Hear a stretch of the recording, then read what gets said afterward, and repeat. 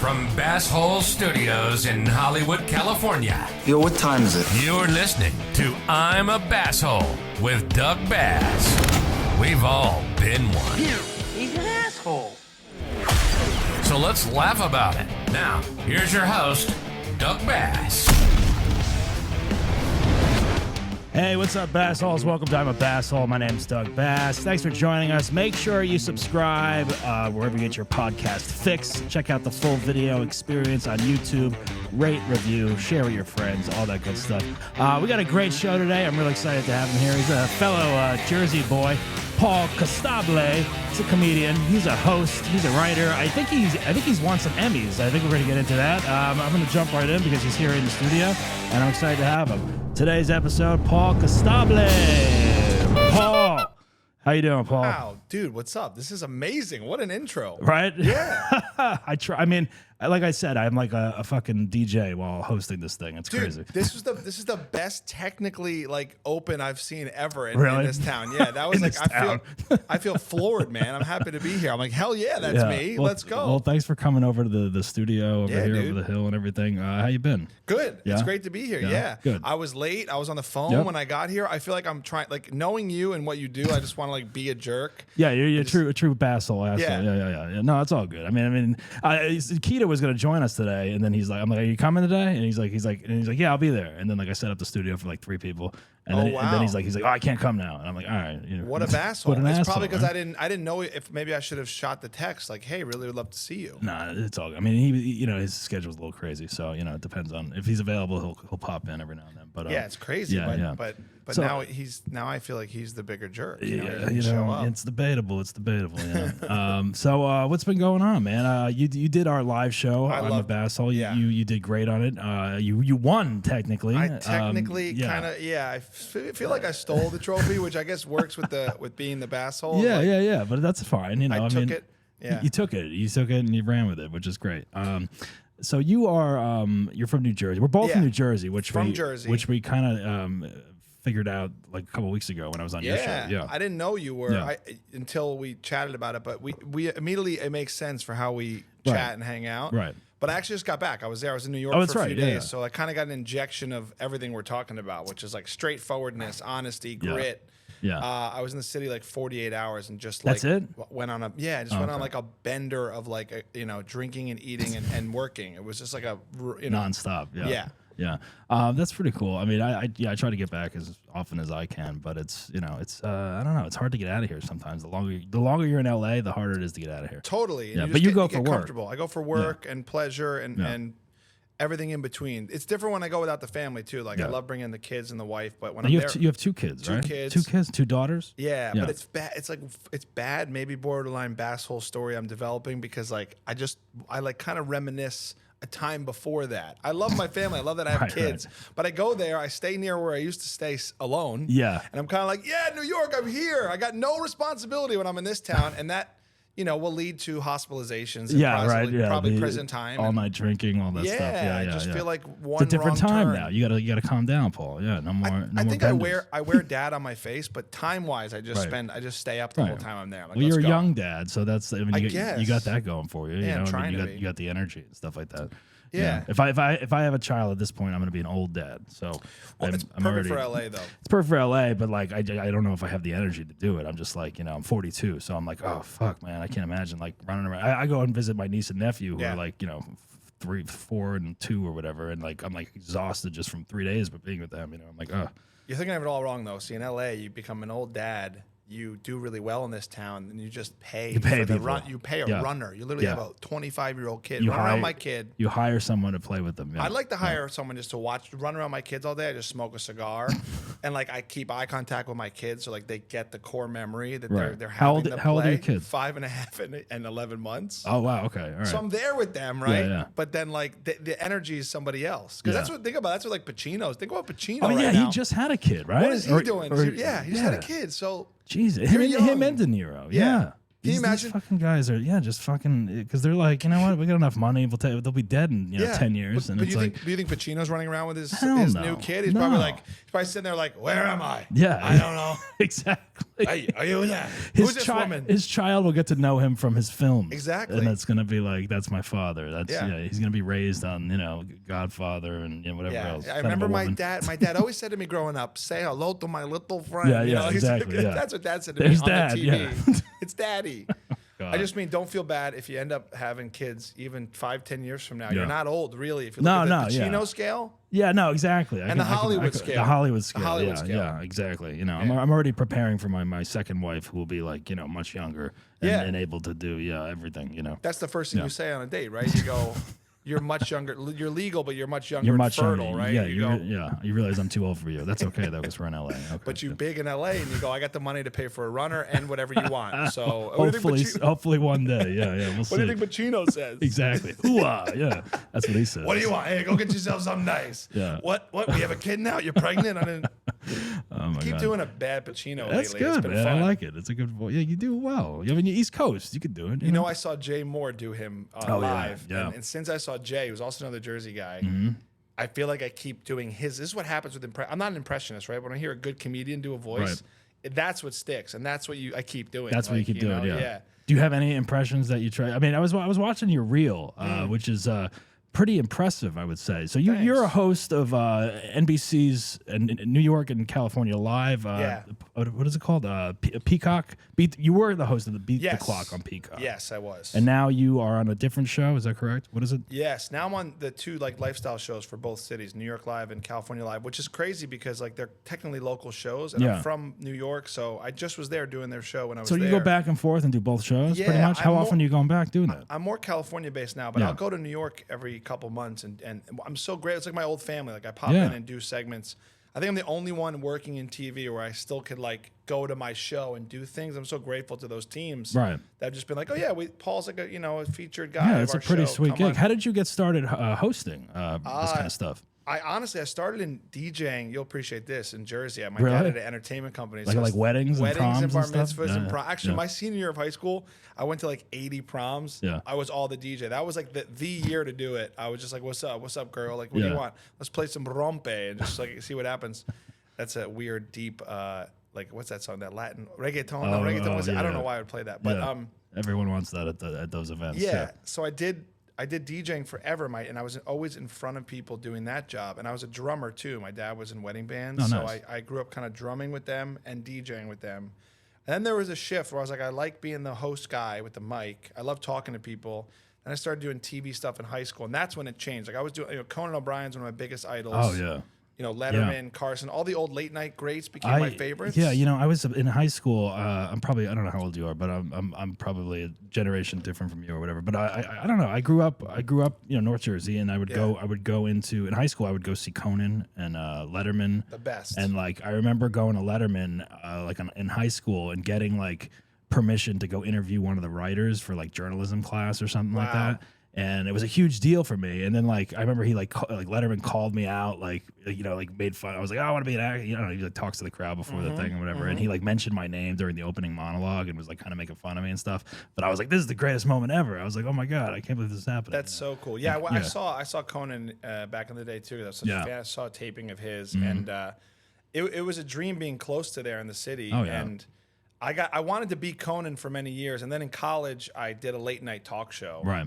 And that's really where I was like, wait a second, like maybe I could have big hair and be silly on television. That's really what the dream was like kind of formulated. Like, no, this could be a thing. And then I kind of stubbornly took jobs all over media, like trying to be that where they weren't hiring for that. Like specifically, like I did a Staten Island community TV job for a year where they hired me to help with local shows, and I literally just took crews and did my own TV show. I was like, no, we're doing a man on the street comedy show now. That's awesome. awesome. See you guys. At the time, like if you think about it, it wasn't as internet as now. You had 500,000 people that could see it on the island. Yeah. But it was like a local like TV thing or whatever. Yeah. I mean 500,000 idiots. But now it's all over, internet's all over the world or whatever. Yeah. But now you're interviewing huge people, huge celebrities and stuff. Julia Roberts, George Clooney, Oprah. Who's the most famous person that you've interviewed? Probably those three. Though, all very uniquely them in person too. Like the Julia Roberts and George Clooney, like two of the most beautiful people in person. Where like I didn't know where to look. I'm straight, but like you look at George Clooney, I'm like I'm gay.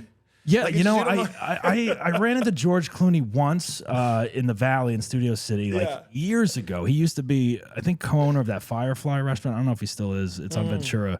And I remember I was there having a drink in my late 20s or whatever, and I went to the bathroom, and he was like coming out of a stall or something, and like I was just like, "Oh, that's George Clooney." I was like, crazy, you know. But it was like, yeah, you see him in person, you're like, "Whoa, there he is." Yeah, it's wild. That's him. I feel grateful for these jobs, and I think doing it for so long. Like my stepping stone with celebrities was iHeartRadio. They didn't hire me to host either, but I was like, no, I'm gonna go up to celebrities and do promotional bits. This is when the internet was sort of kind of igniting. Yeah. So my first day there, I ran up to Nicki Minaj with a camera, and I almost got fired because I pissed her off. I pissed the record label off. They're like, "Who's this hothead?" And I always wore I always wore suits, and I ran up to her. And I noticed that. I love that. Yeah. But even back in the day, I was like this guy from the digital team wearing suits, ready to be like the host, right? Yeah. And she was like mortified, but it was a funny little bit. I did like an impression of her to her face. I'm like, Nicki Minaj, you sound like this. Like, why do you do this? Or whatever. Yeah. It wasn't the funniest thing. But that day, the record label guy was like, if you ever do this again, like we're not going to come back here. Everyone got in trouble. Fast forward a few years later, I became like the go-to digital host for them. Where like that record label guy was like, we have to do bits with Paul. Yeah. They make everybody look fun, and I was able to make people. Well, like you're an easygoing guy, and it's like, yeah, if these celebrities come in the room and they're like at ease with someone who's kind of poking fun and not too serious, like. I'm sure, like, your questions are screened, obviously, or whatever. But like, not always, honestly. Yeah. I think I've always been like a childlike kid with questions, and the problem I think is it has backfired with some celebrities. Sure, like, I mean, it's going to come with the territory. Yeah, I just have never cared enough about. I think I was raised to always talk to people the same, no matter if it's the CEO, the janitor, and there's some sort of weird duty I feel as an interviewer to remind very famous people. Like if there's, you've been around famous people. Yeah. If they're at a certain level and they think that they're not like a person, I like it's not my job, right? But no, and it's I like being like, hey, you're like anybody else. It's not fun. And they're coming into. I mean, I'm guessing the way these interviews are set up, you're one of the rooms or one of the stops on their promo tour or whatever, and they go through like 5 different little bus stops or whatever. Yeah. And like you're one of them, and what do you get, 10, 15 minutes with them or something like that? I mean, the movie ones are they're like cattle. Literally, you have like the Julia Roberts one, like those are junkets where they sit in a room all day. Right. And it's people like me coming in all day. And I actually have since I've done it so long, my perspective's even shifted. Like I used to make people do games and sing songs. And now I'm even like, I don't even like, they're like being put on the spot. Yeah. How much do you prepare for like a movie interview or something like that? Like, is there a lot of like, what do you get, 10 minutes with these people? Yeah. I'm a preparer, but as I've done it longer and with the adding to the pandemic, I've been less prepared by choice because I really like because there's like a certain improv-ness to it as well. It was spontaneity. Yeah. I mean, that also backfires too. The funny thing about Oprah, this is a good story. It's kind of Basshole related. Is that was one of the biggest ones I ever did at the time. Yeah. I was told I was getting Oprah's for the movie The Butler. Okay. I don't know if you remember that movie. Yeah, I remember. Yep. I don't even. Well, I never saw it. So here's part of the story. Great movie. I've never seen it. Great movie. Forgettable. She's a better TV host, I think. Right? Sure. But I was so blinded by getting Oprah, and it was super last minute. Right. And I'd never done a movie junket before like these. They sent me there last minute, and I am then interviewing the whole cast about the movie. And you're supposed to see the movie to talk to these people. Like you have to know the movie. I would imagine so, yeah. So I literally sat down with the director, this guy Lee Daniels, and he's like, "So what do you think of the movie?" And to your point, I really can't be I can BS and be fun with people. But I'm not going to sit there and pretend to see something I didn't see. It's Jersey in a way. So I go, I didn't see it, but I'm happy to be here with you and talk about it. Yeah. And he literally was like, I'm not doing the interview if you haven't seen it. Yeah. And I was like, all right, see you later. I just like got up and left. And then I went and met Oprah, and we didn't talk. All my clips with Oprah have nothing to do with the movie. I just messed with her for 5 minutes. Right. Well, it's like it's interesting. Like when you have people like, I don't know. Like, I mean, I'm a fairly newer interviewer, but like, it's like we have people come in here and sit in that chair and like, either they're on the show because they're on a show and like they're getting attention because of that, but then they're also trying to do this or that, and I get that, but it's like I'm going to talk to you about what you're known for getting this spot or these comedy spots or whatever, and then if you don't want to talk about it, fine, let me know or don't answer it or we move on or whatever, you know what I mean? But it's like there should be, you're going to be for a couple minutes, you're going to talk about this thing that you're known for. What I hate is, dude, what are we even talking about? We're talking about fake imaginary things we watch on a screen that were written or something. Like it's all fake. Yeah. Why are people, what's so serious? I actually just did an interview today for NBC, and this happens a lot where the publicist is like, only talk about the new thing. He was a child star, and then he's doing something new. I don't even think it's them. It's a lot of times like the publicists like trying to keep their jobs. But if you're the most famous for this one thing when you were 12, of course, if you met them, you'd be like, oh, you're the guy from the thing. It's, yeah, because it's like, you know, for you interviewing these people, it's all about their project or whatever they're promoting, mostly, I would say, you know. But like, I'm sure as a talented interviewer as you are, you have some questions of your own you'd love to ask these people, like if they were on a platform like this or your show or something like that, where like you could really dive in and get to know this person. Not that you're going to be able to do that on a, you know, NBC, you know, pop culture press junket kind of thing or whatever. Yeah, it's harder. I've just found myself finding the moments, and obviously I have to do the business. Like, oh, in the movie this happened, and this reminds me of this. But like, I try to keep it tighter now to like get out of the business and just have fun in the moment. No, having fun is like ideal. Now, are you? How nervous are you when you interview? Like, what's the first big celebrity you interviewed when you were starting out? You'd say probably back in the iHeart days. I want to say it was someone like. Oh, good question. Wait. I mean, Nicki Minaj is the first one there. Yeah. But then I'm trying to think who was next. It was someone like, it might have been Justin Bieber, like someone that big, or like Ariana Grande at the time. But are you nervous for that? Like, no. I mean, like that's like like I would not be nervous to interview Justin Bieber, well, or even Nicki. I probably wouldn't even know what Nicki Minaj looked like for a minute. I'd be like, oh wait, who is she? Oh yeah, okay. I have to remind. But like someone like an Oprah or Julia Roberts or something. I think I was. That's nervous, where I'd be like. Oh fuck! I better get my shit together or whatever. I was nervous for Oprah, I think, but I think since I've done it for a while now, I've found that. Also, I think doing stand up, like you know, making strangers laugh every night has kind of changed the nervousness. That's more nerve wracking now as a comedian, than sitting down talking to somebody for a few minutes. And it's also the environment. Like once you're in a room with publicists and cameras, and it changes, but. Sometimes every once in a while in your head you go like, oh man, I better not like say the wrong thing. Better not say the wrong thing. They better not catch me not knowing much about the film, or like I'm bad with some of the information. Like I sit down especially like I cop up to it though. I'm like look, I don't know what this, like, you know, I've heard about the show you're on. Like I've watched clips. I haven't watched this or whatever, you know. And it's like if you're honest, it's almost like an endearing quality. And they're like, you know. Which usually how I go. I also don't. There's nothing interesting to me about watching an interview where the interviewer just sits there and kisses their ass the whole time and nails everything on their resume. Who wants to watch that? No, and they don't want it either. They can look it up, They don't want it either. My dream, and I'm trying to do this here, and this is something I want to start, which is very Basshole related, is I want to start going to red carpets.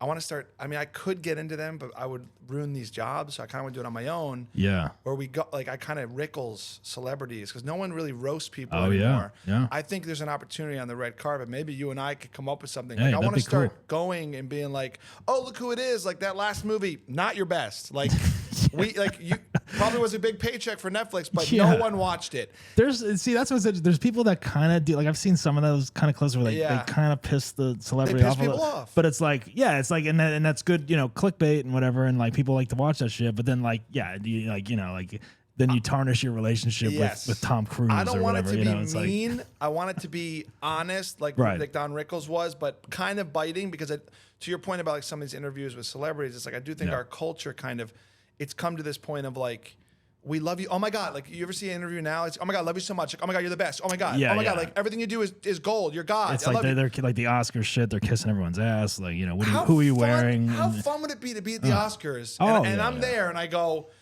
you're not nominated because the movie this year sucked. Right. But it's great to see you. Yeah, exactly. Now, you were nominated for a Razzie, but not an Oscar. Yes. You're here because you're part of the cast of something else, or you're here just as an appearance. Right, exactly. You have a movie coming out next week. That's why you're here, right? We all know you need another XYZ movie. I just think, I'm not being mean. Maybe I am, but I think... but it's honest. It's like everyone, because everyone after like the Oscars or whatever is talking about like, you know, why is John Travolta presenting a fucking Oscar? Because he was nominated 20 years ago for Pulp Fiction or whatever, you know? And it's like, it's like... I also like that energy, like a little bit of the rebellion. Like, you know, remember when Borat threw ashes at Seacrest on one of the carpet? Like, There's an inner child prankiness in me that I also think, being in Hollywood a couple of years as an interviewer, it's like, I want to do more of it here. I want to get my claws more in that, because this town is so full of like, oh my gosh, like, you are the best. It's like, no, it's like bullshit. It's like when like certain like things are announced or whatever, like so and so's taking over this, like when Ryan Seacrest took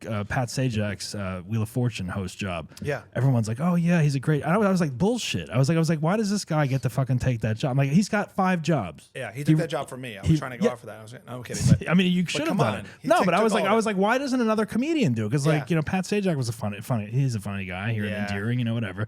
Ryan Seacrest, he's got too many jobs. I'm Yeah. like, you need to be Wheel of Fortune. Like, I don't Yeah. know. I'm just like, No, I mean you're not. it's wrong. like that. See, that's the interview I want to watch. Like someone that's like, did you really need this job, Ryan? Yes. Like, why did you have to take this? Like, And why isn't American Idol and the radio show and whatever else you fucking host live with fucking Kelly and Ryan or whatever it's called now? What we're talking about, though, it's a Jersey thing too. But think about like the Joan Rivers. These are lines of questions that are honest, but also you can get away with being kind of the basshole, but being endearing a little bit. That's what I'm looking for because that's I think interesting too. Like, wouldn't you love an interview? Like, don't you work enough? Yeah. Can't you give room for somebody else? Do you have a life? Yeah, like exactly, come on, like. Joan Rivers was great at that too. She would be snippy and she was so fun to watch. I'm just attracted to kind of putting the light on that stuff, especially for people who need. I like reminding big people. Like if you have an AAA list who thinks like they can't do anything bad, like you see some like no, the album wasn't good this time. Like nobody liked it. It's okay. No one bought it. Yeah, and it's not me being mean. This is just how it went. It's like, just honest. I cut out for a second. Sorry. I'm good. It was me. It was me. It's people do a project, they promote it, it either succeeds or bombs or whatever, and it's like they have to do the press, and it's like it's like there's times where they're coming out with this movie, and you're like, do they really believe in this final movie? Like it doesn't look as good as you probably hoped it was going in on paper, Yeah, I actually have you just reminded me of a great basshole story I'm going to tell. Yeah, please do. Because I like talking about my interview jobs, and I also think I want to talk more about them. Like it's like I was always afraid in stand-up and being public to like talk about people or I don't want to be that guy who's like, oh, he's around celebrities, so like I just tell stories about them. But you just reminded me of like people taking themselves too seriously. Right, yeah. And I was doing a junket for NBC, and I got to meet The Rock. It was amazing. Nice. So on my profile, like The Rock's the man. But I was this energy with Pierce Brosnan and some other guy. I love Pierce Brosnan. I did a whole bit with him. I'm like, you were my dad fashion idol. The way you looked in the 90s, the way I want to look now. Right. And he was kind of just like, yes. Yes. Yeah, and I'm nothing like, to say.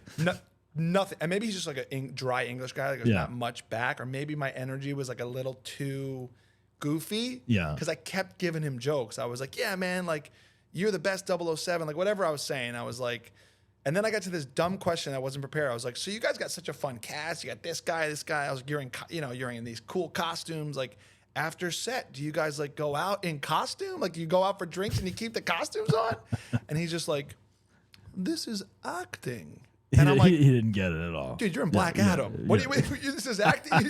You have 5 green screens around you, Right, and you're right. wearing a cape. Okay, you're acting. But Do you think do you think he has a sense of humor or no? Like have you run into like interviews where you have to like you're just pulling stuff Yeah, I from was people pulling, I and was like pulling. it's not working or I think it's he like just was an actor who took himself very seriously, and it's like see that's interesting because he's in like Mrs. Doubtfire, He's one great. of the best comedies ever made. I may have you also know. like tried to almost choke on something spicy. Like I did all the worst things to him. Yeah. I was like all of the references of Because him. like on that set, like Robin Williams was fucking around with him, and I'm wondering, Yeah. was he like, fine with that? Was he just I think serious he was the whole time? probably just English, but Yeah. it definitely made me look like he just kind of treated me like this is serious work. Why are you being goofy? Right. Have you ever pissed someone off so bad in an interview where they were like, "Fuck this," and they like walked away or something like that? Never walked away. Hmm. Wait. One time, maybe, but this was also not my fault, really. But I was working for another TV company, and I hated this. This is a good learning experience for like being true to who you want to be. Like, Right. I was working for these producers. It's a big TV show. Never worked for them. Wanted to be impressive. We're at this backstage event, and it was Jordan Sparks, the singer. She's awesome. Okay. This is the one time I was like so embarrassed. This is also, I hate that people do this, and I don't do this ever anymore. But like, if you're ever on a red carpet and you see like, say news broke, right? Like for example, we don't understand how like dumb and what's trivial the businesses with press sometimes, but Right. like, things going on in the Middle East right now, right? Yeah. Serious If there's a stuff, yeah. Hollywood event right now, there are journalists out there, that would literally go to an A-list star and be like, "What's your take on Israel?" Or "Tell me about Yeah. Israel and Gaza," because Yeah. they want a little soundbite, right? I Because know. they know if so and so talks about Israel, people are going to click because they Yeah. care about that It's person, clickbait. right? Clickbait. So I was working for them. They threw a clickbaity question at me, like in my ear, like at the Earpiece. last second, Yeah. and I was live and like I was in them. I'm doing my thing, which is like, let's have fun. And literally it was such a shift. Yeah.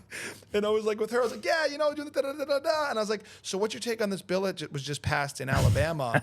And she was like, what? Yeah. And that's the one. Yeah, and she yeah. was like, why are you asking me Right. that? And It I was just like, turns out of nowhere. I didn't even know what it was. Yeah.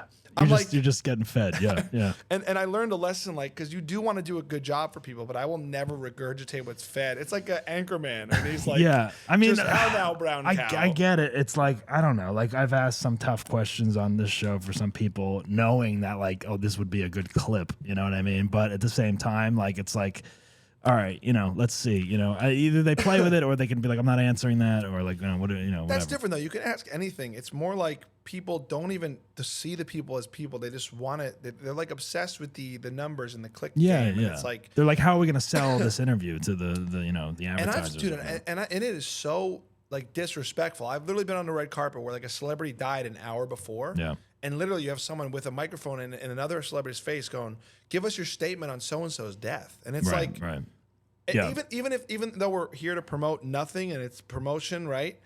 Like they're not ready to be like, let me talk about. Mean, yeah, I feel like I've seen that kind of stuff, like like the Emmys or the Oscars or whatever. And, Yeah, it's like, what? It's like last minute shit, and they're just like, I'm here to promote the Oscars. I just don't like I consider myself like I like old school entertainment. There's a classiness, and don't get me wrong, there were drunks and there were people doing dumb things, and it wasn't always equal. I'm not talking about that stuff, but there's a classiness and kind of a respect that our generation is kind of lost with this type of thing.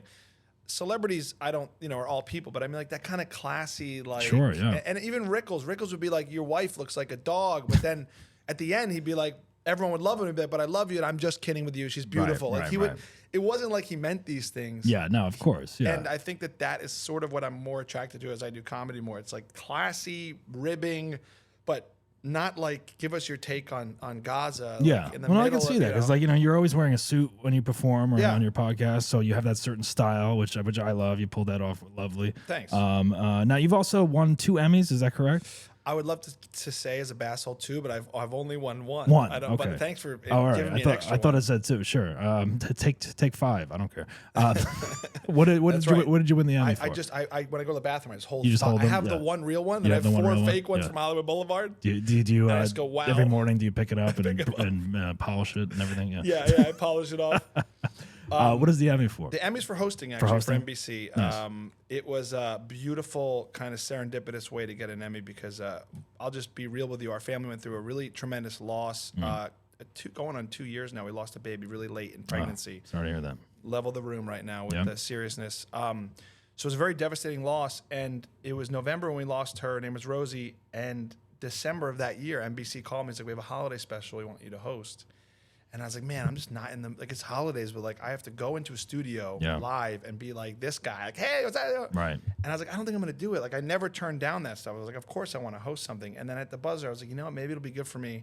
I went, I turned it on. My friend was there. She was there for me. And this is like coming out of the pandemic. So like we hadn't seen each other. It was like Right. such a dark time for everybody. First time going back. Yeah. Yeah, first time going back. And that show won the Emmy. So it was almost like, not that you need awards in life, but Right.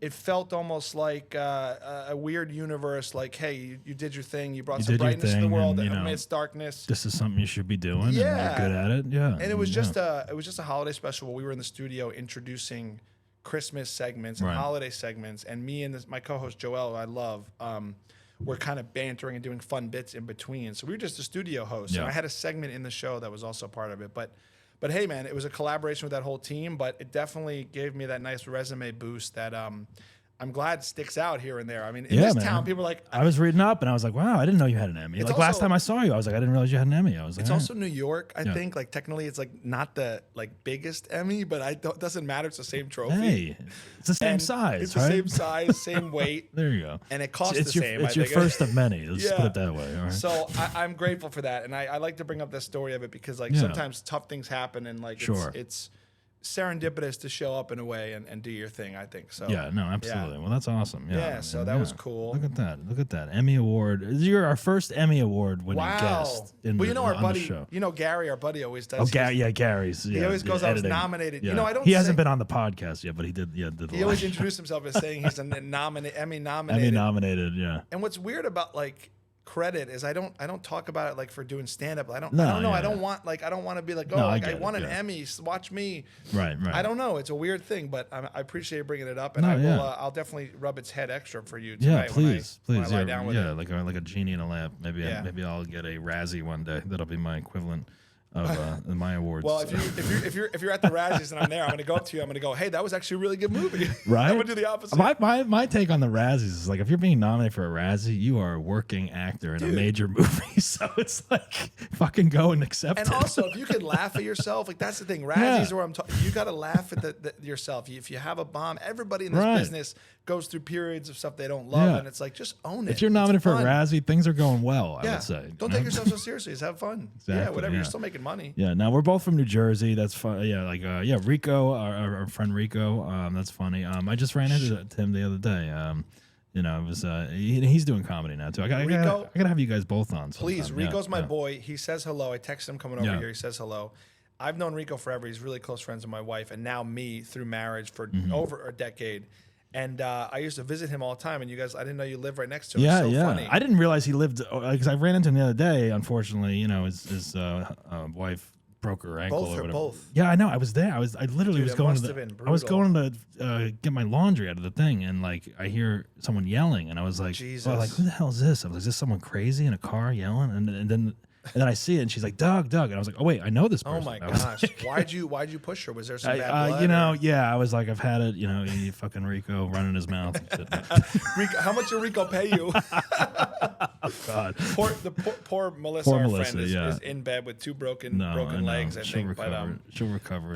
but Rico is a very funny guy, also from Jersey. Yeah. And I've been doing stand up for a while, and we've been talking about it. And finally, he was like, "I'm going to get up." And actually, I That's just got good. him on a show. You did? At the end of the month, he's doing Animal Bar with me at Oh, Pins, nice. the bowling alley. And it's really fun when you see your friends, as you know. It's like fun seeing your funny Yeah, friends totally. get up and Yeah, I'm gonna have him on my show at some point. You Yeah, should. yeah, definitely. He's a funny guy. Yeah. yeah. All Jersey people. You Jersey people got to stick together. Yeah, it's just Yeah. a certain thing. There's a love I love. have for those people that you don't realize till you leave. And Mm-hmm. there's something about being out here and you just meet people from where we're from, and there's just immediate like, oh yeah, there's definitely some Jersey pricks out here, I'm Oh, sure. yeah. Oh, yeah. But there's a certain like camaraderie and you know, we all feel similarly about things, you know. Right, exactly. Now you did our live show, Bass Hole, where you told a Bass Hole story, and you kind of won the night by default, I guess. I don't know. But anyway, but you did do a story. I want to go into that story, and then any other ones you have, maybe. Cool. Do you want to explain, just because no one's heard it on this podcast? Totally. Obviously. Yeah. I also want people to know I took that title from that night Yeah. from Billy, From Billy Lee, yeah. who just wasn't there She to get her. she, to get she was her. outside something. So I was maybe second, but it's on my Hey. resume now. It's Emmy, Is that you? Bass Hole, winner number one. Just see, Yes, this is dude. what you had. This goes over the Emmy. There you Yeah, go. it's nice. See, I hold the Emmy on the toilet of your toilet. So I work for NBC. I do these productions, and because of the writer's strike and the actor's strike, when I do movie promotional stuff, we usually get the actors. So I was going to interview Jamie Foxx and Will Ferrell Nice. for Strays, the dog movie. Oh, yeah. I want to see that. Yeah. Yeah. So when you watch the movie, the dogs curse like sailors. It's an R-rated movie. Yeah, I saw the trailer, and I was like, why didn't I think of this fucking idea? Yeah, I was like, this yeah. is amazing. Yeah, it's funny for adults. It's a ridiculous, you know, you think it's going to be kiddish, but Right. then it's like they're cursing. He's stray. He meets all these strays on the road. And my producer was like, because I do these promotional bits all the time. First of all, I couldn't get the stars. So how can we make this an interesting segment? So she was like, do you make it comedy, make it crass if you want a little bit, go a little blue Yeah, because the movie's the dogs blue, are yeah. blue. Be like the dogs. And we only got 2 dogs, the actual dogs that they filmed in the movie, because they're real dogs. I had those 2 dogs. Turns out the studio owns these dogs. Actually, Really? Like, they have trainers. You should actually meet these people because of your I work. should, yeah. Because they're in your world. There's a bunch of trainers that work for the studio, Yeah, and they that's right. train the dogs. Movie dogs, yeah. Movie dogs. So it's a huge Great Dane, like a 150-pound Great Dane, which was gorgeous. And then this little, I can't remember the breed. You would know better than me. The lead, it was Will Ferrell's voice. Oh, okay, yeah. I had the 2 stars of the movie, right? And they're trainers. This was the segment. So my producer's like, don't make it all cute. Like, dogs can walk over here. Dogs can walk there. So I go, all right, comedy. I mess with strangers a lot in my segments. Let me go around as the dogs, and I'll just say mean things to people and then say it's the dogs, which is not real. It's stupid. So the dogs are there And then with me, and then you're doing the just talking the voices, as them, standing next to them. Also, let me paint the picture, everybody. It's not just me and dogs. I have a camera person. Right, there's a whole crew. I have a field producer because this is a big and Universal Studios movie. Yeah, there's a budget. I have studio executives. Right. I have literally. I'm rolling deep with like 10, 15 people. So they know there's a production big going production. on. Yeah, and bigger than usual. My segments because they want this to reflect the movie well. Right. And this is what's weird with comedy is like I'm being told to make it goofy and a little little testy. But then you have studio executives being like, oh, is this cool? So they were nervous because I'm a loose cannon. I'm a comedian in the park with a camera crew and dogs. I'm like, let's make this funny. Right, yeah. The first table we go up to is a picnic table in the park of old men. And the first thing I said, this is the first time we did the second we started rolling with the dogs, I go, oh, look, it's creepy old white guys, anonymous. And the guy goes, what'd you just say? I'm so sorry. It was the dog. This dog is crazy. Don't be nice, buddy. I'm sorry. Another joke right away. Oh, you got sandals on. What are you going to the beach? Ooh. Stop it. Don't be like that. Now I'm committed. Here's where I went wrong. I committed to the bit the whole time. I never broke. Whole time. I never broke. You never explained what was going on. Never explained. But some of the best videos, I always break at the end if I get the reaction. I go, I'm just messing with you guys. This is a thing. There's a crew right behind me. If you didn't see it. Yeah. So I started each little beat. I kept like inflating the anger with these guys. The third, a girl walks up, and I think this is when it started to shift. And I went, "Oh, look, a girl's here. It's not as creepy anymore." And I'm like, "Guys, this dog is." And then she goes, "What the f did you just say to me?" I'm like, "This dog. I'm so sorry. It's a dog. I'm just here with my dog." And they're like, "No, we're talking to you." And then this guy just kind of went from 0 to 1,000. Right. And I was like, "What the fuck did you just say to me?" And I was like, "Oh, it was the dog. Sorry, sir." And he's like, "Yo, it's not the dog, wise ass. It's me, you motherfucker." Right. That just goes out of control. Bang, bang, bang. Fuck you. Get the fuck out of here. And I said, whoa. We're kidding. I tried to diffuse. It's just a bit. He said, "No, you're not fucking with us." Because I said, I think I broke. I was like, "I'm messing with you." But they see the crew, right? Yeah, but you know what? They Some don't care. people just don't want to be talked to. I didn't really. Here's where I went Where wrong. in too. LA was this?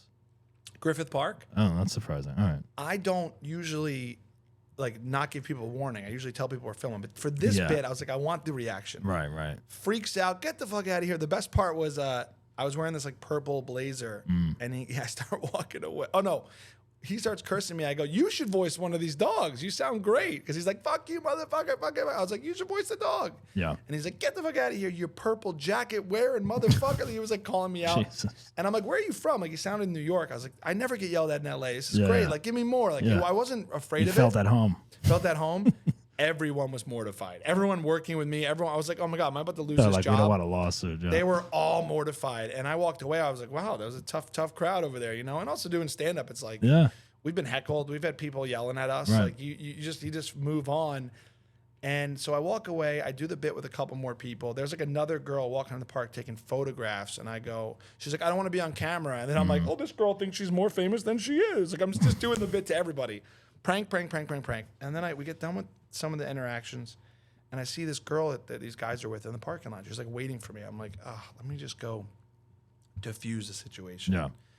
I don't want the bad blood. I don't want. I really didn't mean to be that mean. I would have. Right. You're just trying the bits. Yeah. I was trying the bits, and I'm a fun-loving guy. And I go, "Hey, I'm really sorry. Like, we were just doing a bit for this movie." And she goes, "Are you targeting us?" I'm like, "Targeting you? Like, what are you talking about?" And I get to think in my head. I'm like, "Are they a certain ethnic group? Right. Are they? Right. Is this Who a did I sexuality? offend? What did I do?" And she's like, "That was a fucking Alcoholics Anonymous meeting." She's like, "We're all just trying to stay alive out here, and you coming up, you jerk." And I was like, "Oh my god." I had no idea. Right. Because I said the worst thing you could say. I said, "Creepy old white guys anonymous." So I basically was making fun of. You used anonymous. Yeah. So she thought I was looking for who in LA would look for AA meetings and then go shame the people for trying to be sober. That's what she thought we were doing with dogs. It's just crazy that if it was like hidden camera where they didn't see the cameras or the microphones or anything, then I don't know. But if they see a crew of people, I'm like, obviously they know there's a production going on. They could be like, "Hey, we don't want to be a part of this, please. We're trying to do our meeting or whatever." I don't know. And they went really. The guy was so angry, and it made sense too. I mean, I hate to be this guy, but he probably could have just used the drink. It would have helped if he had a drink now. But horrible. No, I believe in sobriety, and I actually said to the girl, "I know sobriety well. My wife and I understand the 12 steps. I've done them." So I was like, "I know program." I was like, I immediately started talking her language about this stuff.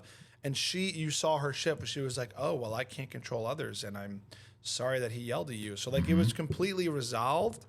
But, then I thought back about it. And it's like, I can't imagine these guys, like, the guy going to that meeting and being like, his buddy being like, it's in the park. Like, no one will know. It's totally cool. It looks like we're just hanging out. Just hanging out. And then I run up with a crew with a dog. I'm like, you creepy old white guy, anonymous? This ain't anonymous. You're on TV, bitch. That was that guy's last meeting. First and last meeting.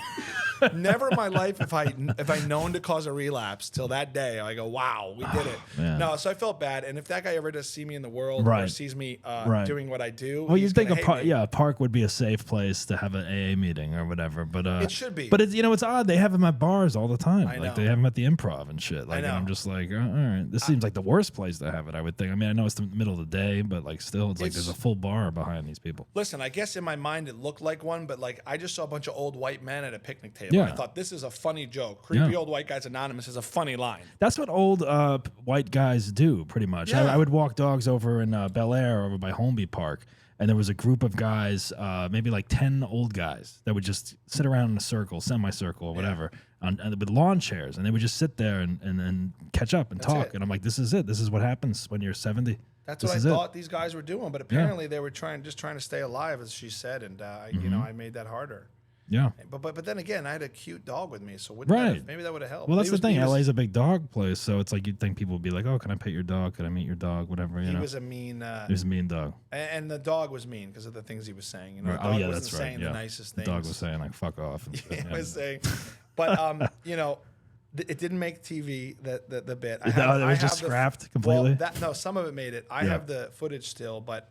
Just to make good on all this, make sure you go see Strays. You know what? It didn't do well at the box office, but I do want to see it because when I watched the trailer, what is it? Will Forte's character, his name's Doug in the trailer, and I was like, oh man, I was like, I should have fucking. Why didn't I write this movie? I was like, God damn it. Yeah, it's very you, but it looks funny. If it ever gets back to them, go see it. I'm still promoting the movie. Even though Strays. I'm gonna watch it. I'm gonna watch it. Even though I pissed somebody off. Make sure you go see Strays. Yeah, everyone, please go see Strays. Christ. That's funny though. But I mean, that's an accidental asshole, like I said during the show. I think. I mean, he didn't know, but it definitely. On paper, it definitely comes across as you and the crew being a little bit of an asshole, confronting this AA group. Just kind of nailing it to them. Like it's like these people are just trying to get through the day without drinking or whatever. Yeah, and I think saying the word anonymous is really the trigger point. That was triggering. If I just said you guys are creepy and all, they would have been like, get out of here. Oh but yeah, for sure. I kind of went up to them and was like, everything in their mind, everything you're doing is a farce. Which I think they have their own battles of thinking that exactly. It's hard to stay sober. I'm sure. Griffith so to Park think like in the middle of the day. Yeah. And I was wearing the suit, the big hair. I mean, I'm a punchable guy. I think in that environment, I think I'm a punchable. My crew was like, I thought you were about to get knocked out, and I was like, that would have been hilarious. I'm crazy when Did we get that on tape? Did we get it? Yeah. My cameraman, who's a big guy, was like, I was legit nervous. Right. And I guess I've done it long enough, which is dangerous, but like I kind of like I was like, let's see what happens. Have you ever done any like prank shows or anything like that? I used to do pranky stuff in New York a little bit too, but I'm a fun-loving guy, so I'm never trying to really piss people off. Right. But I will do things to get goofy reactions. Like in New York, I used to, this before it was popular online. I don't know if I was the first to do it, but I used to speak song lyrics to strangers all over New York. And those videos did well. Yeah. And one time I was doing like Uptown Funk, and I was like talking to a girl walking through a crosswalk, and I was like, Uptown Funk, gonna give it to you. Uptown Funk. And some guy actually lowered his shoulder and like bumped me away from her. So like he just thought I was being creepy to her, right? So like there's been moments where I'm trying to be a little pranky and people like misunderstand me, but well, that's the thing with like, I mean, New York, you can kind of, approach more people on the street with these videos or crews or whatever. Here, it's like you got to go find the people because LA is so like spread out. You got to go to like one area or whatever. Yeah, like, the park is a Chinese theater or some touristy. You know what I mean? Like the park is like people are like, this is a place I can go and not be bothered for the most part. You go down to like Chinese theater, you know that you're gonna run into some bullshit at some point. Which they're actually really tough about filming. They kind of police the filming down there too. Now I've filmed down there a few times. Back in the day I filmed some stuff down there. Now there's like there's probably more security and stuff. I'd imagine. Yeah. I'm not looking to make people mad or mess with them. At the end of the day, most of the time I'm going up to strangers. Like it's a fun interaction for everybody. Yeah.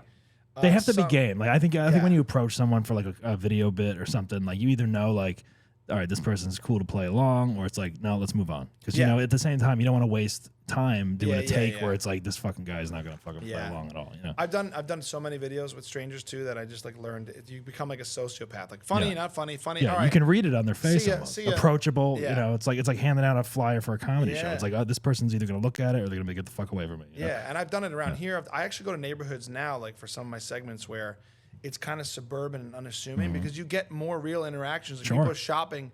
Because here it's like a camera. Same in New York. People just know to ignore. Yeah. So I go to kind of suburban valley towns now, and I'll pop in either doing a bit or interviewing. Yeah, I would say like Burbank. The Burbank Mall is good for that. Like the Grove Farmers Market, that's a little bit more tough to film over there, I'd say. But, you know, certain places like that. It's been more well received in like weird suburban strips in LA. And I like spicing it up here too. Like it's fun. I've wanted to do that with this show. I wanted to do like a bass hole booth or a table or some shit like outside and be like, hey, have you been an asshole before? Like, come over and sit here and tell us your story. You know what I mean? Do like, that.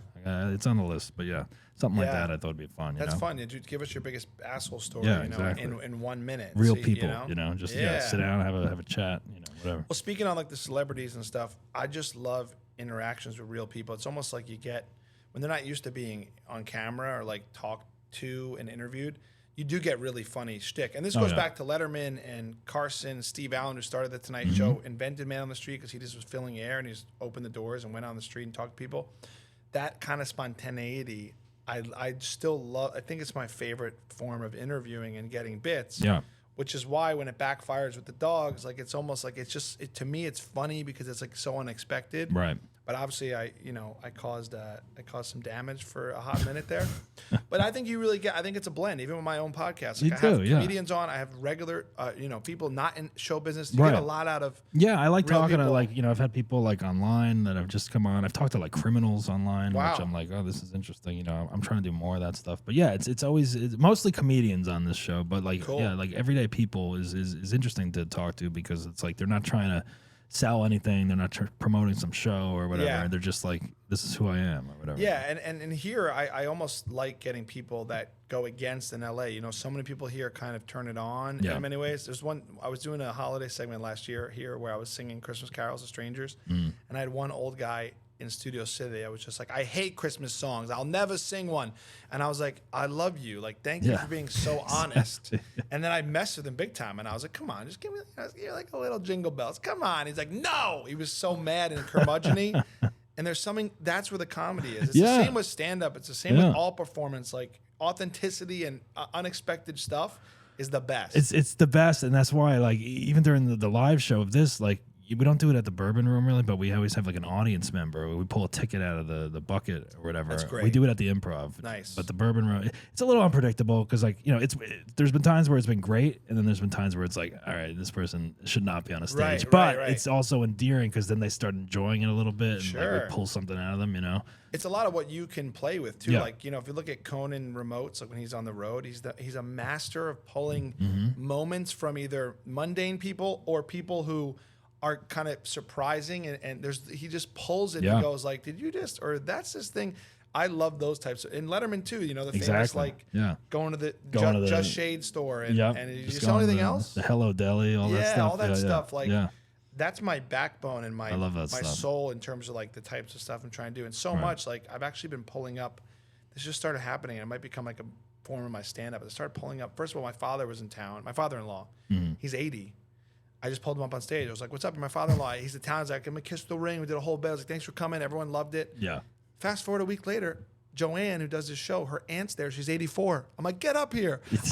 So now I'm like I'm bringing up. Yeah, that's great. People, I'm about to post the clip, that. But it's like, you should. People post 80. I love old people. I've been trying to get my parents on the podcast, and I'm like, I have to like trick them into doing it somehow. Like we FaceTime like every other day and stuff. So I think at some point I just got to be like, hey, we're FaceTime, and then like I'm just here doing it and recording. Just record, just like record their feed, and except not for tell when them. I start asking like interesting questions, they're gonna be like, "Why are you so talkative?" You never ask us this. You have a microphone in front of you. What's going on?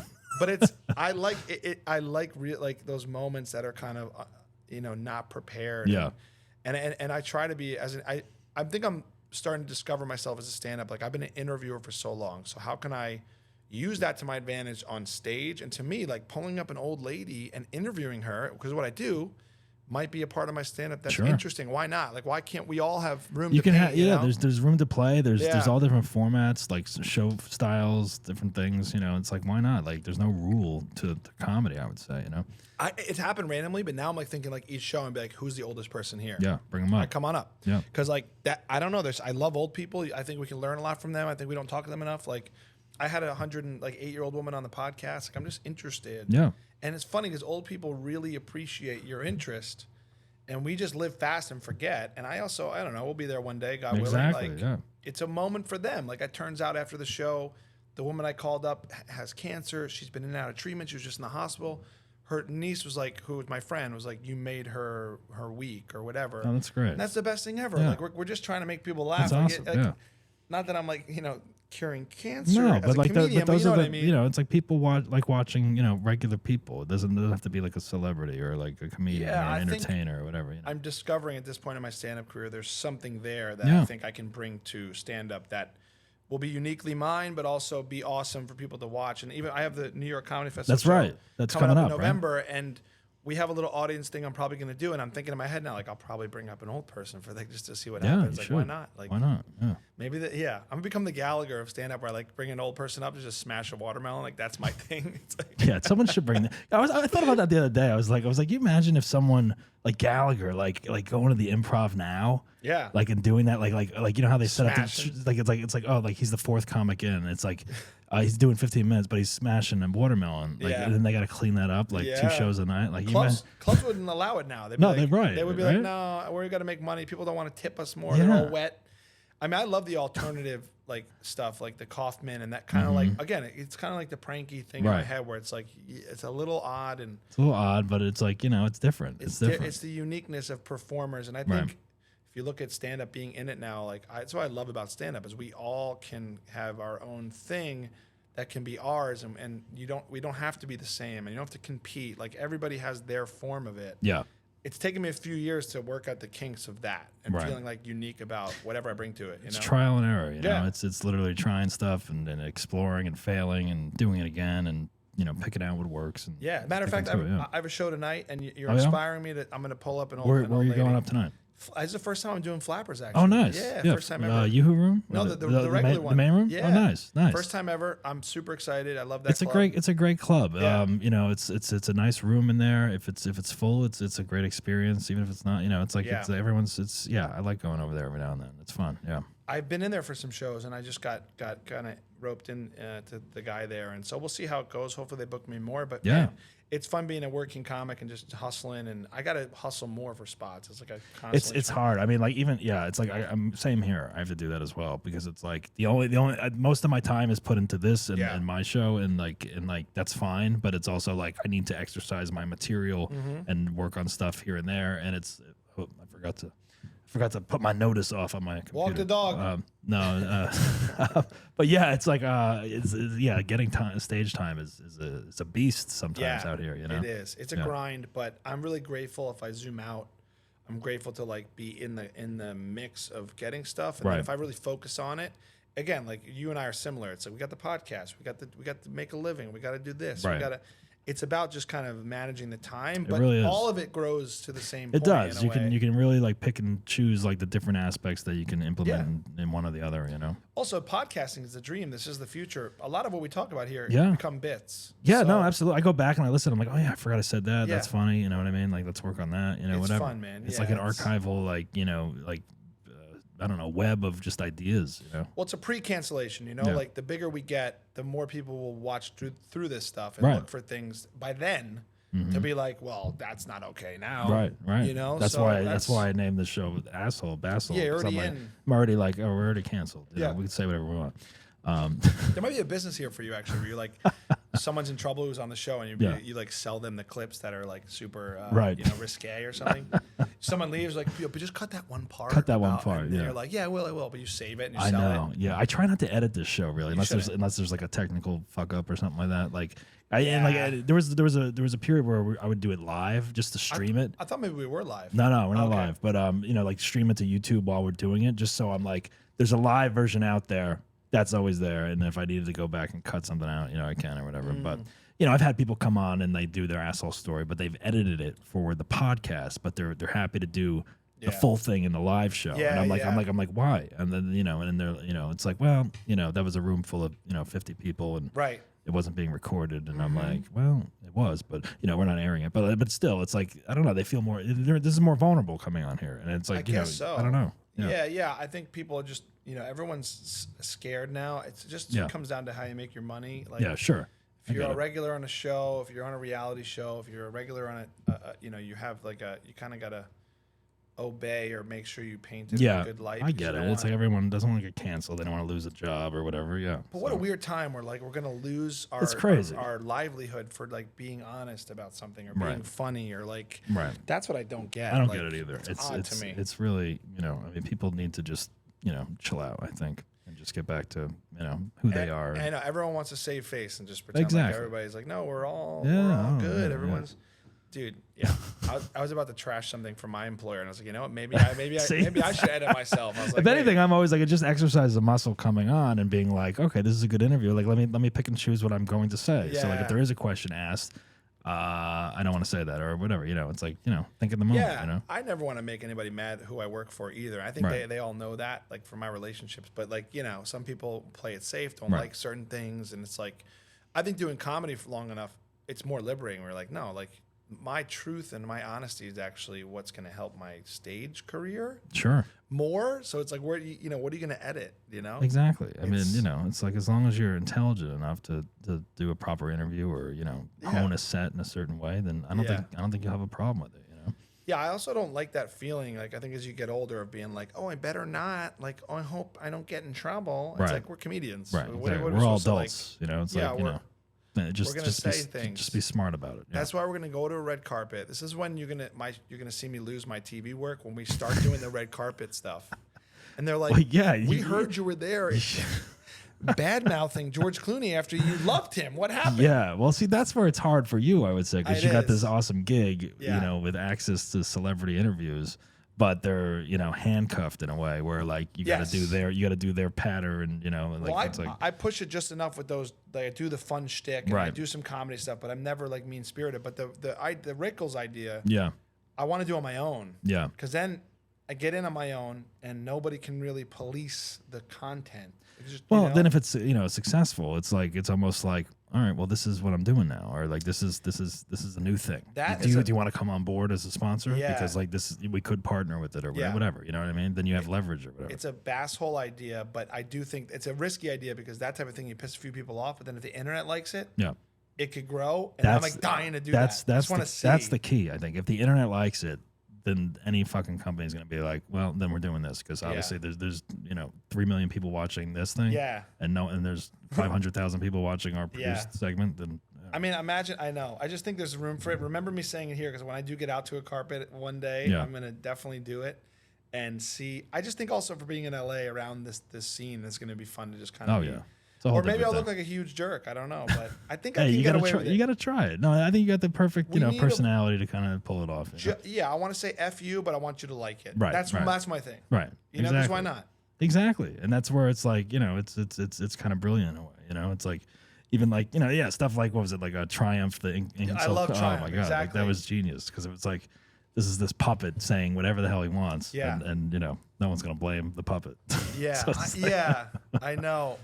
Publicists are interesting in this world, but I think that people with good sense of humor will get a kick out of like, also red carpet interviews, like they're so banal. And they're so stupid. I mean, yeah, exactly. Everyone there walking is like, this is pulling teeth. Right, so exactly. Someone they will get mad. Someone might get mad. I'm going to do it to But it might be a breath of fresh air from the regular, maybe interviews that are happening every 2 feet. Yeah, I just want to cut through the kind of controlled nature of interviews, like publicists. Absolutely. This, only say this, only do that. We want to see this. They're this. Right. And I just want to get in Make there fun and of the publicist. Like, yeah, exactly. Well, I had a moment recently that happened on a movie junket, actually. The publicist wouldn't let me I wanted to do a cell phone bit, like my phone. And they were like, oh, no foam bits. And so I immediately was like, wow, the publicist. I started ripping on publicists to the celebrities. It got real awkward. It's almost like instead of like, who are you wearing tonight? Who's handling you tonight? Yeah. Something like. I was like, wow, they won't let you even use phones. I'm like, these guys are real deal. You guys wow, are on like, a tight leash I was tonight. like, whoa, Oh, what's gonna happen? What am I gonna do?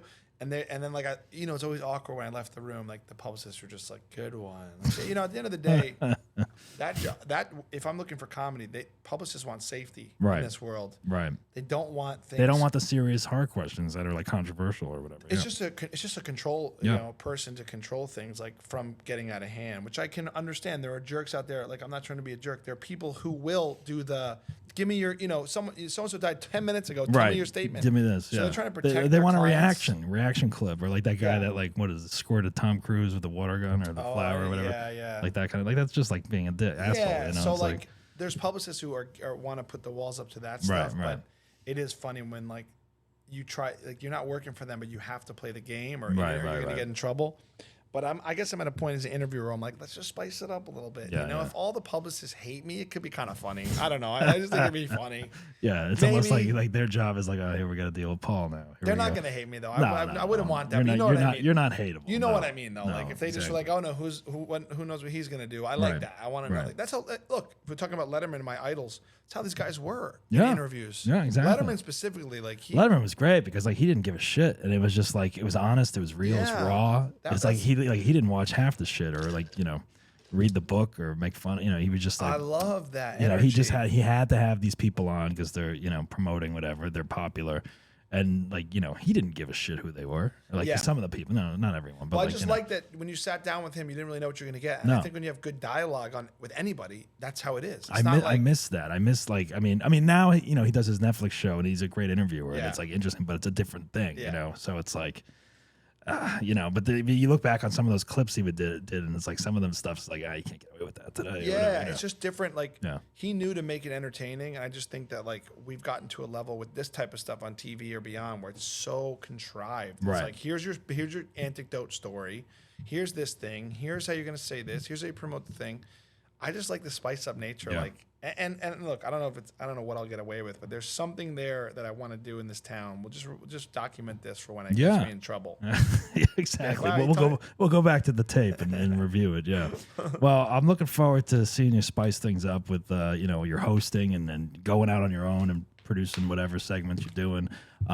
Thanks for coming on the Basshole Show podcast today. Dude, thanks for having me. Yeah, of course. You have the New York Comedy Festival. Yes. Is that what is coming up? November.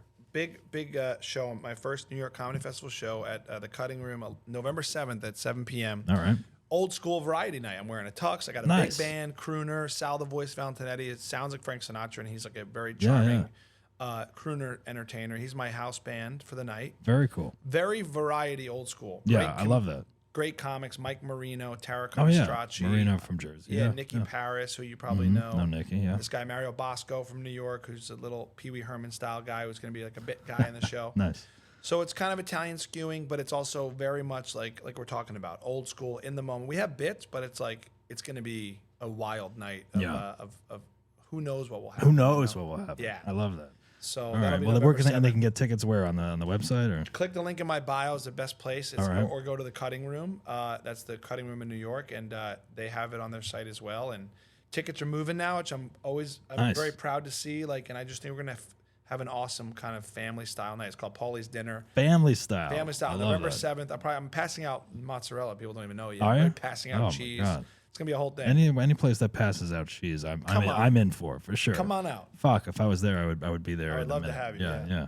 All right, well, we got that coming up for Paul, and then obviously he's hosting the show in New York and LA, and your podcast Pop Up with Paul. Yes, is on your YouTube channel and wherever you get your podcast fixes. We're all over. You're all over the place. Yeah, and that's been a fun place to open up and just really. How long you been doing the podcast now? Almost a full year already. I started it here, so yeah. That's awesome. Yeah, getting through. I just got to fix my board right now, but it's going well. Oh yeah, that's right. You were saying that. Yeah. But it's good. It's a blast, and also that's a place to kind of have these types of combos that are even more unplanned and more like very much in the moment versus the contrived, quick celebrity thing. Exactly. Yeah, this is where you can really. That's why I try to get like everyone who's done the show on here at some point because it's like I only get like 7 to 10 minutes with them on stage. Totally. And this is where it's like we can really jump in and This is great, man. Get down to basshole stories and business dude. and whatnot. Also, it's so pro in here. Thank you for having me. Yeah, thanks really for doing it, man. Did I not, appreciate it. I did not think you were this professional. Until I'm really not. I mean, it's all a facade, but yeah. Well, you hired someone like you're gonna hire for your kids. It's a Yeah, full exactly. circle. Yeah. I need a. But sometimes we have people here helping out, but like with scheduling shit, it's just it's impossible sometimes. It's an amazing setup, dude. Thank you for having me. I love it. Thanks for doing it, man. All right, Paul Costabile. Hey, Paul Costabile from New Jersey, comedian, host extraordinaire. He came on here today, and he really you gave us your best basshole story, and I know you have more, and we'll have you on again. We'll have you and Rico on maybe. That'd be fun. That'd be fun to do. We should do Let's that. do that. We'll do that. We'll do that when you come back from New York. You can tell us Definitely. all about your the festival and all that stuff. awesome, man. I will. All right, awesome. All right, well, make sure you follow Paul, and remember, guys, don't be a basshole, but if you are, laugh about it. Chat. You've been listening to I'm a Basshole with Doug Bass. Follow us on Instagram at Basshole Show. Think you deserve to be on the show? Email us at contact@bassholeshow.com and visit our website at www.bassholeshow.com and get the latest information. Subscribe on Spotify or wherever you get your podcast fix. And don't miss the full videos on YouTube. Remember, don't be a basshole, but if you are, laugh about it. We'll see you next time.